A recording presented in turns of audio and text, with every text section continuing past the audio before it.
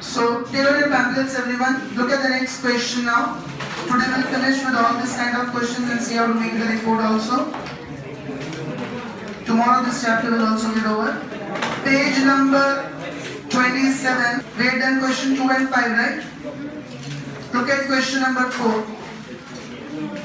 Page number 27, question number 4. 4 we have done, so 5 is remaining.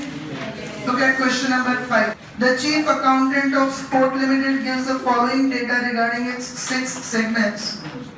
MNOPQR. Segment revenue is given, result is given, and assets is given. Now the chief accountant is of the opinion that the segments M and N alone should be reported. Is he justified in his view? Discuss. So we have to first find each segment's revenue is what percentage and results and assets also, and then we'll decide which segments will be reported.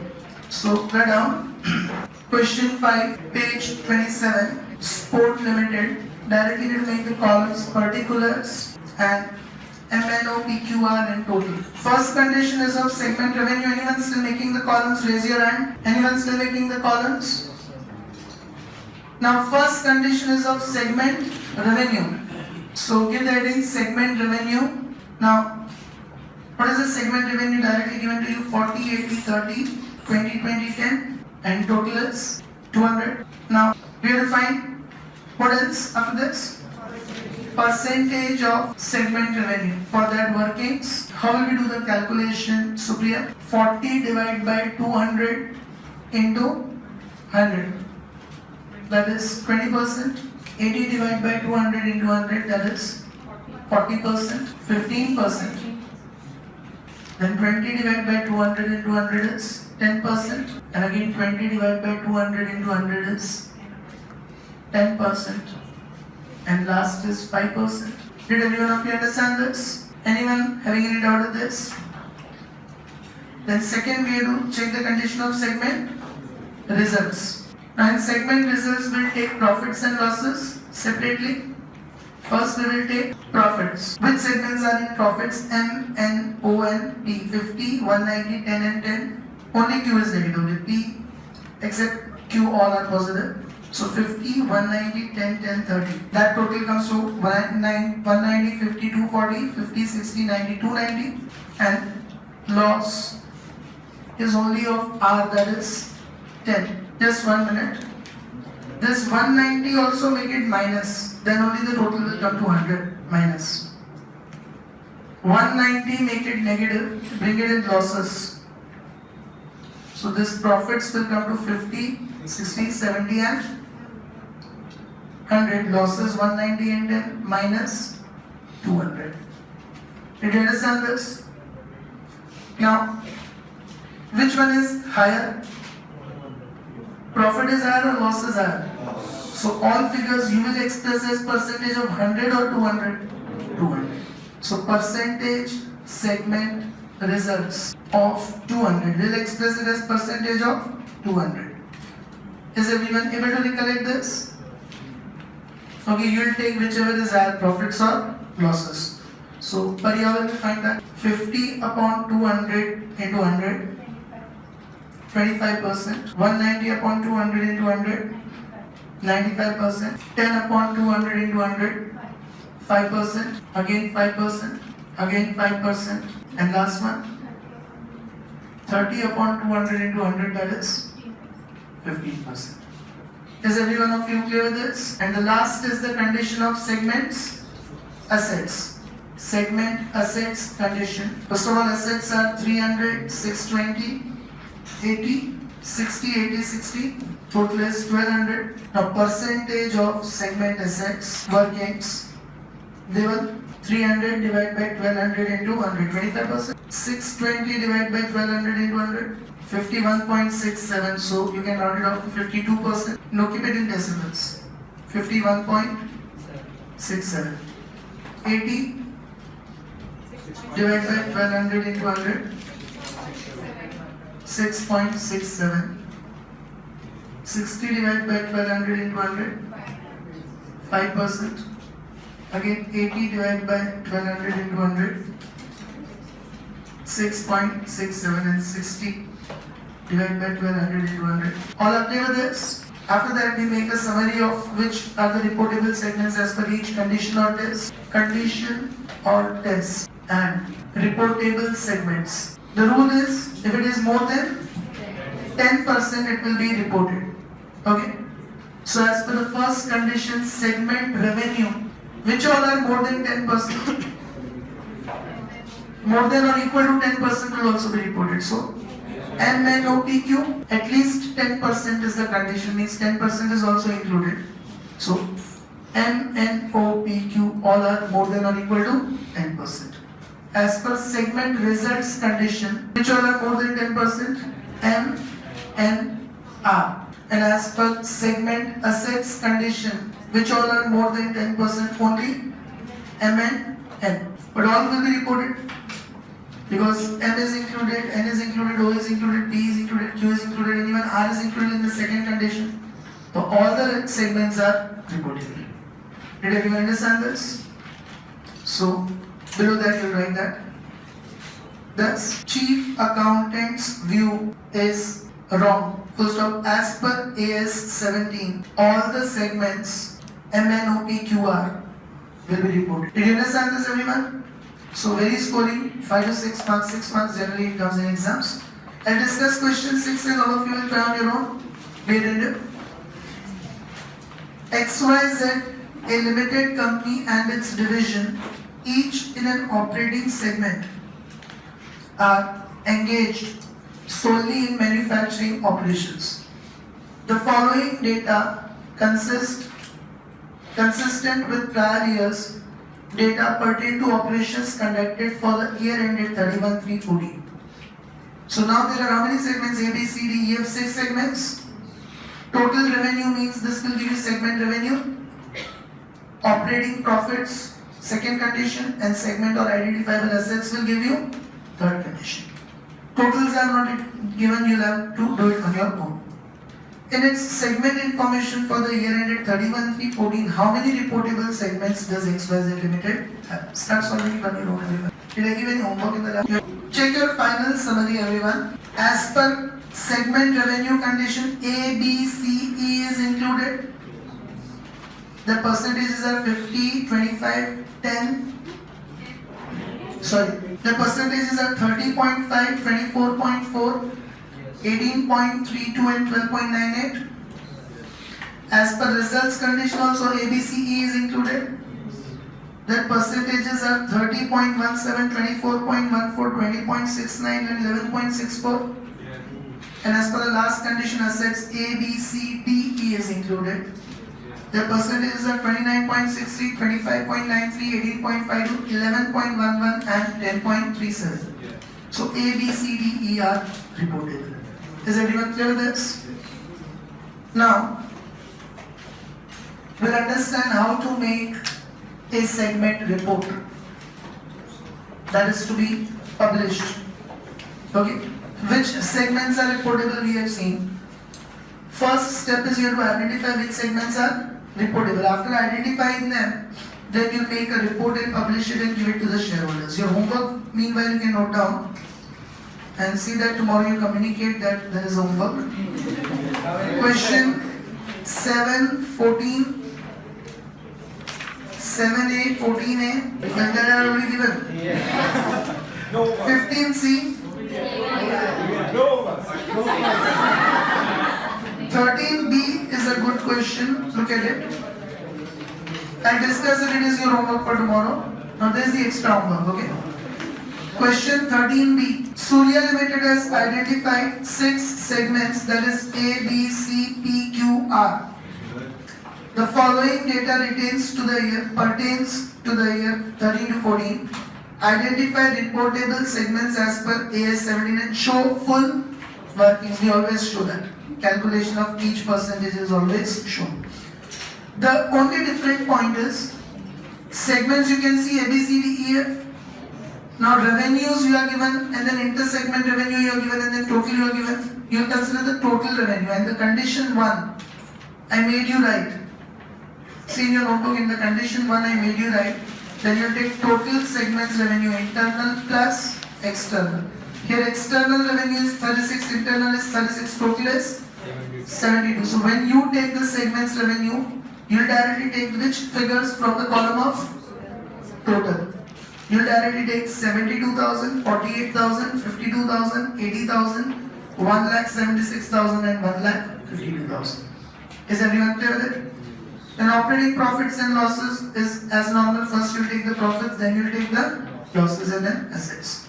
The only point is different regarding the revenue. External is given separately, internal is given separately, but you will take total revenue into consideration. Okay? Now, how to publish the report that we will see. So be attentive and understand it thoroughly well. Okay? Segment report which is to be published. It's a very simple and scoring topic again. Okay? First of all, in the segment report which you publish, you'll have the columns of particulars. Then, see, by first doing this steps, you'll identify which segments are to be reported. Only reportable segments will be included in this report. So if you have 10 segments, but 6 segments come to be reported, then you'll have 6 columns. If you have 5 segments and 3 segments come reportable, then you'll have 3 columns. Suppose we assume that there are 3 reportable segments, A, B and C. Okay, suppose we assume that there are 3 reportable segments A, B and C. Then we will have one column of inter-segment elimination. Because when will the final business or organization earn profit? Only from the outside people. So if in inter-segment A has transferred anything to B and earned profit, that should not be included. B has transferred anything to A or C and earned profit, that should not be included. So what we do is we make one column where we show inter-segment elimination, and then we get the total. So if there are more segments to be reported, according to the number of columns will also increase. Is everyone clear with this? Now you'll be making this along with me, and how you'll be making this along with me, you will be telling me and I'll be writing on the board. So be very attentive. Okay.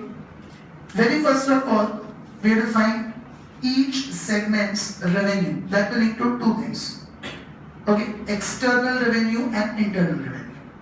The revenue which each segment has earned by selling goods to the customers. And internal revenue means the revenue which each segment has earned by selling goods to the other segment. Okay, A has sold to B and earned revenue, that will also be included. So first we will show revenue. External revenue plus internal revenue. Any confusion with this? Okay, once again, first we will show revenue, which will include external revenue. First external revenue, that is the main one. Then internal revenue and total. From that we'll subtract segment expenses. First we'll take segments revenue, then we'll take segments expenses. We'll get segments profit.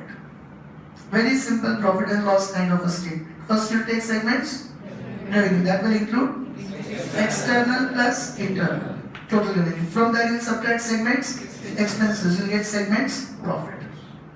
Then you will subtract any head office expenses which are not allocated to the segments directly in the total column.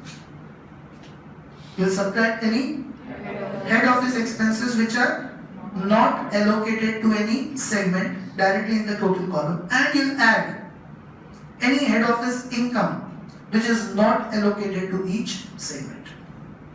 Okay, after getting segments, profits or losses, will minus head office expenses, will add head office incomes. Those expenses and incomes which are not allocated to the segments. You get profit before interest and tax. Then you minus interest. Again, that interest which is not charged to segment A, B and C, but directly paid by the head office, you minus. You get profit before tax. This is the main part of the statement, first part. Okay, once again, you will first take segments revenue. That will include external plus internal total. Then you will subtract segment expenses. You get segment profits. Then you subtract head office expenses. You add head office incomes which are not allocated to the segments. You get profit before interest and tax. Then minus interest paid by the head office. You get profit before tax. Thereafter, we have to show assets and liabilities. What are the assets of each segment, plus what are the assets of head office, not in the segments but of the head office, total assets. And what are the liabilities of each segment and what are the liabilities of head office and total liabilities. We just have to report that. Is everyone clear with this? So make these columns. This is how the report will be published and that kind of questions will solve for. Only 2 are remaining now. 1 and 3, so we'll finish the chapter tomorrow. Make the columns, everyone. Raise your hand, we're still making it. So, Sumita will start. Yes, we'll write down segments revenue. First, we will take external. In external revenue, you never have inter-segment elimination. It will remain blank only. And this will be total external revenue. Okay. Then you will have internal. Now, internal revenue, you will completely eliminate. Okay, internal revenue, you will completely eliminate because that should not be counted in your profit or loss. That you don't earn. So this A plus B plus C, internal revenue, will come in inter-segment elimination. And that amount will be entirely eliminated from your total revenue. Is everyone clear with this? And you'll get total. Anyone having any doubt in this? All are clear with this portion? Here, you'll not write any amount because it is eliminated, so this becomes 0. Total of this 3 becomes minus. So the final amount becomes 0. Okay? And this will always match. Anyone having any doubt in this? So segment revenue is taken. Then here after that, after segment revenue, segment expenses. From that we will minus segment expenses. Here also you have segment expenses and total. Is everyone clear with this? And inter-segment elimination if it is there again, but in expenses normally you minus. So in inter-segment elimination it will get added. And then you'll get segment results or profits. Did everyone understand this? Here in income inter-segment elimination we subtracted and eliminated. Same way expenses we normally subtract, so how will you eliminate it? By adding it back, and total segment results and profits will be considered. Now everything will be included in total column only. This information was related to segments. Now Webber, after that what do we have to minus? Head office expenses. So further you will minus head office expenses in bracket unallocated. Means which are not allocated to the segments. And Anjali will add head office incomes which are unallocated. What you will get is profit before interest and tax. All will come in total column only. Okay? Any confusion with this? All are clear up till here? Then push T after that. After that you have to subtract interest. Profit before interest and tax minus interest, and then we will get profit before tax. Is everyone clear with this? Now we have to report the assets and liabilities. The profit is being reported in this format and order. You will report the profits of segments. Now segment assets, in fact total assets first, segment assets which will come in column A, B, C and total, and then head office assets which are not included in segments and total assets. So these are to be reported to the shareholders. Okay, what are the assets in the segments, what are the assets in the head office, and total assets in the organization. In the same manner, segment liabilities. Yes, Samarthan, I am getting confusion. In the same manner, we'll report segment liabilities first. So, segment A's liability, B's liability, C's liability, and total. And then we will add in that head office liabilities and we'll get the total liabilities of the organization. So, is every one of you clear with how to make this report? So such questions can also come in exam. In fact, they have been asked. Okay, but there will also be 7 to 8 marks. It is very simple report to be made. So we'll finish this chapter tomorrow. Okay.